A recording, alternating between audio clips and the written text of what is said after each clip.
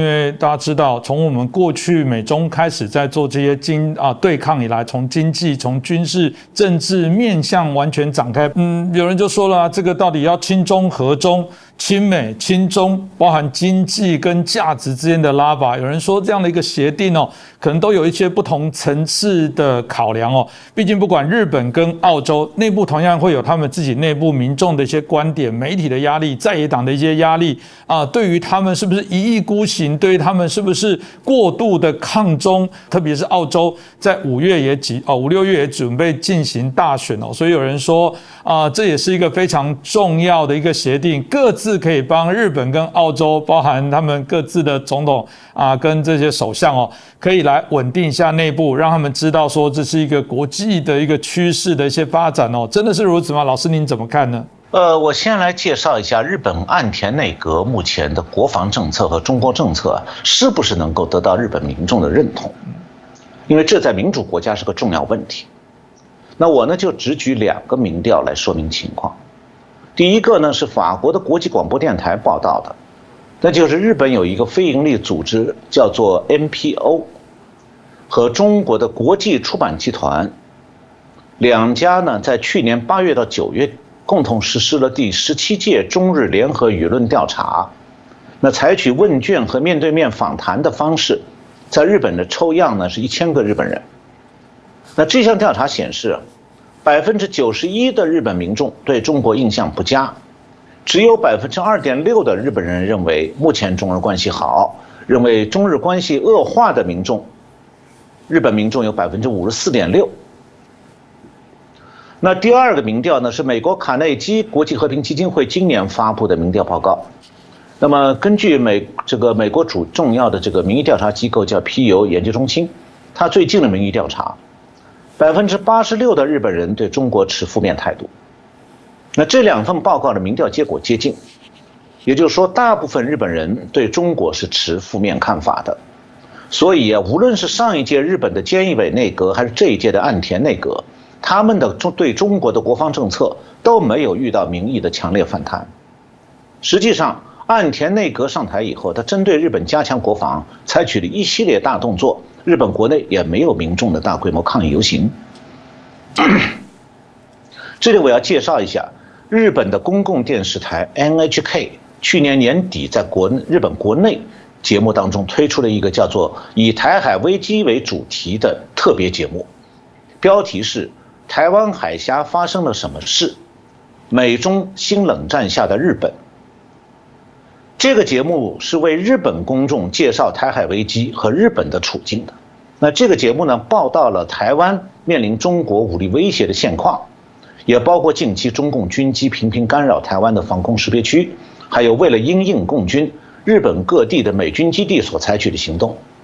那这个节目的一部分重要内容呢，是日本政府的退役官僚和学者组成的一个智库，叫战略研究论坛，他们做了一个战略模拟推演。美国之音采访了参与这个模拟推演的日本战略研究论坛的研究员，叫做长尾贤 Satoru Nagao。他在美国之音的采访当中就说明了中共的战略意图。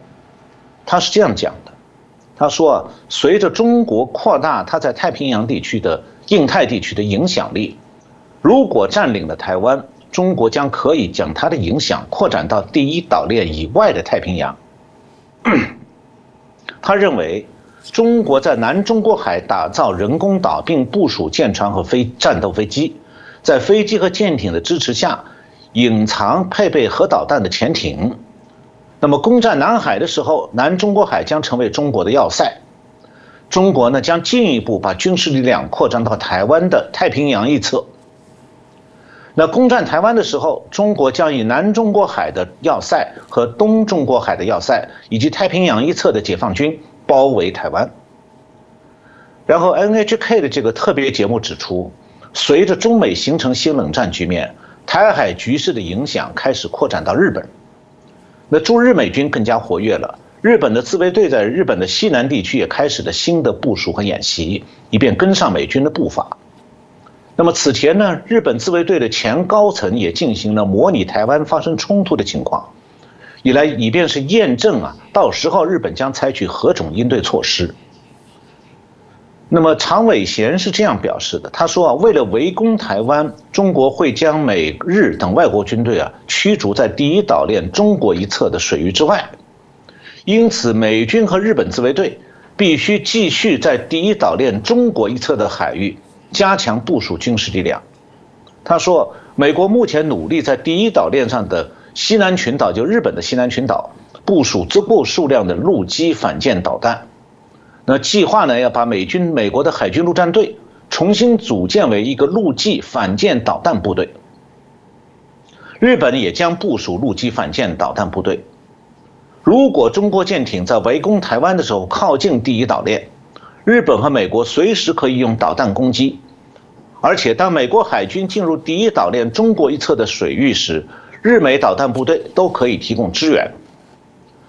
常伟贤指出日本现在计划在扩大它导弹的射程，以便在更大的范围内支援美国海军。此外呢，有消息讲，日美双方现在正在研讨一个叫做台湾海峡紧急应变计划草案。一旦台海出现紧急情况，美军就会立刻到日本设置临时基地，由日方负责提供弹药和燃料等等装备，来共同应对中国武力犯台。那么澳大利亚的民意是什么样呢？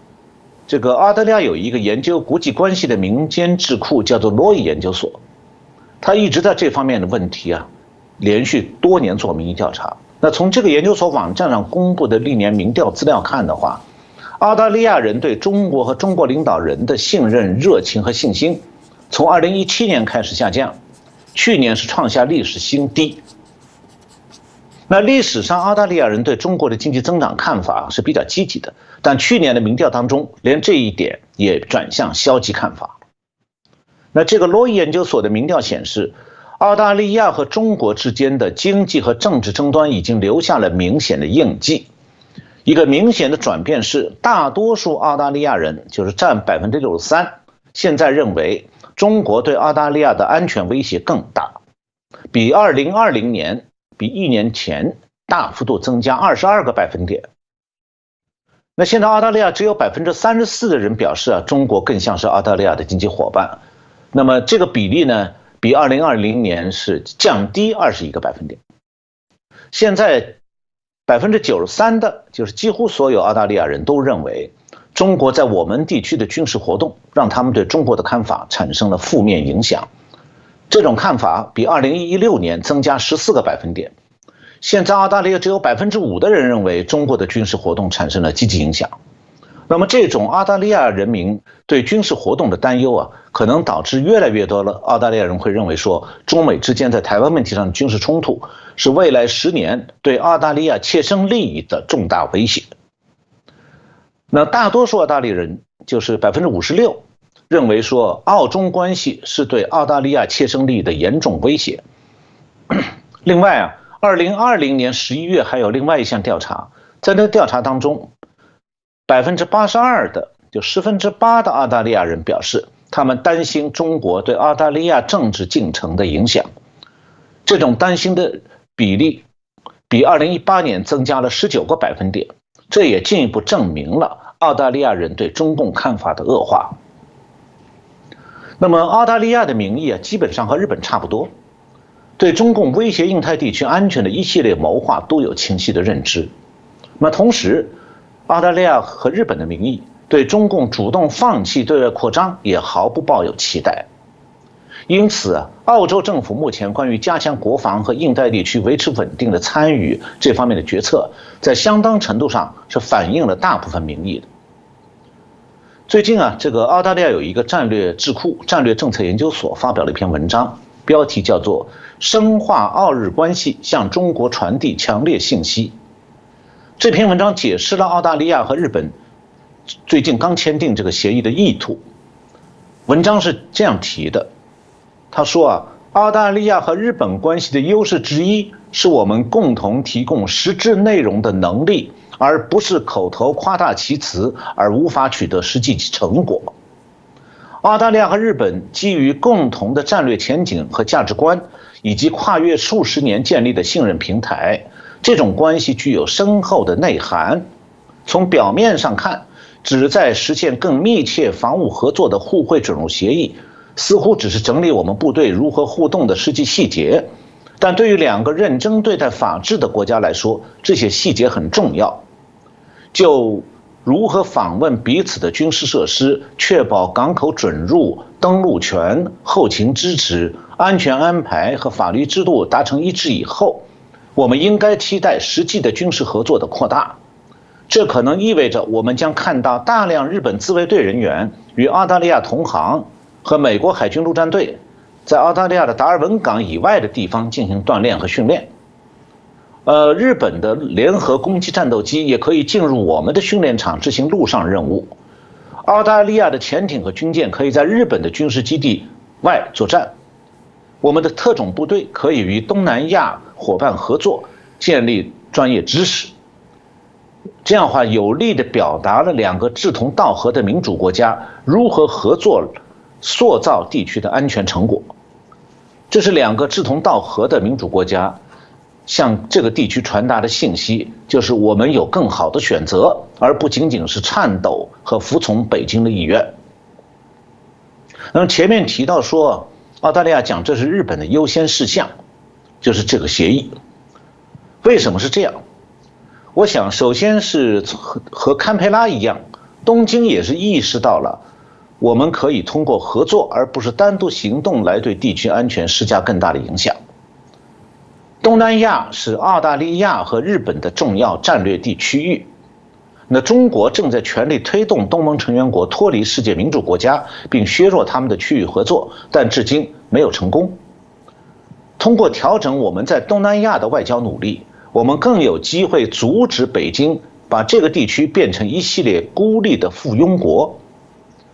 那澳大利亚和日本的第二个共同利益是确保我们保持美国在印太地区的参与。澳大利亚和日本选择自助而不是联盟搭便车。我们越能塑造一致的外交和安全方法，美国就越有可能继续参与。那澳日关系呢，将成为对抗威权主义的安全关键。